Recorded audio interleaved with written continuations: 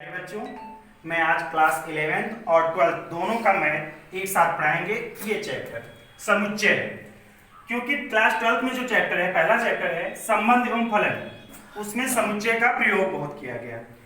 इसी से परिभाषित होगा संबंध एवं फलन, इसलिए हम समुच्चय पहले पढ़ाएंगे, इसके बाद आपको संबंध एवं फलन पढ़ाएंगे। संबंध एवं फलन ये 11th में भी है, 12th में भी है, लेकिन 12th में संबंध एवं फलन है, इसलिए सबसे पहले समुच्चय पढ़ा के फिर हम संबंध एवं फलन पढ़ाएंगे।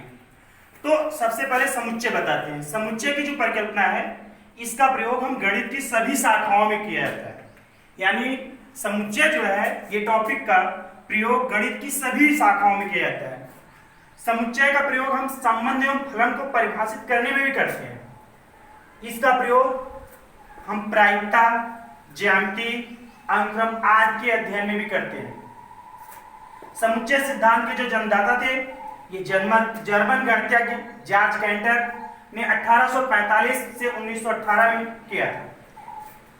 ये एक बार त्रिकोणमिति का प्रश्न है। a1 sin x plus a2 sin 2x plus a3 sin 3x plus dot dot को हल कर रहे थे, उसी समय इनका जो है परिचय समुच्चय से हुआ था। ठीक है बेटा, तो मैं ये आपको भूमिका बता दिया कि समुच्चय के बारे में कहां से इसकी शुरुआत हुई, कौन से वैज्ञानिक थे। ये जर्मनी के थे, जॉर्ज कैंटर, इन्हीं ने इसका उदय किया। तो अब आता है समुच्चय कहते किसे हैं, इसकी परिभाषा हम बताते हैं।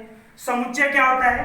वस्तुओं के को संग्रह को किसी नियमबद्ध तरीके से, उसे हम समुच्चय कहते हैं। जैसे हम कहते हैं भारत के राष्ट्रपतियों का समुच्चय, तो इसमें भारत के राष्ट्रपति का ही नाम आएगा, इसके अलावा और किसी का नहीं आएगा।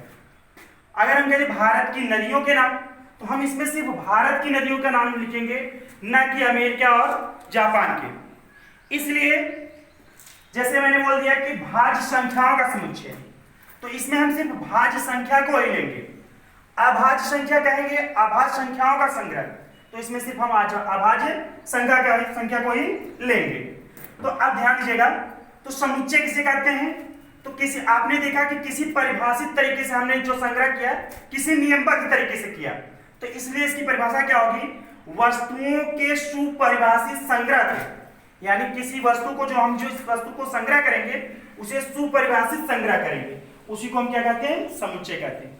यानी वस्तुओं के सुपरिभाषित संग्रह को समुच्चय कहते हैं, जो किसी नियमबद्ध तरीके से लिए गए हैं। जैसे भारत के राष्ट्रपतियों का संग्रह, तो आप क्या करेंगे? डॉक्टर राजेंद्र प्रसाद लेंगे।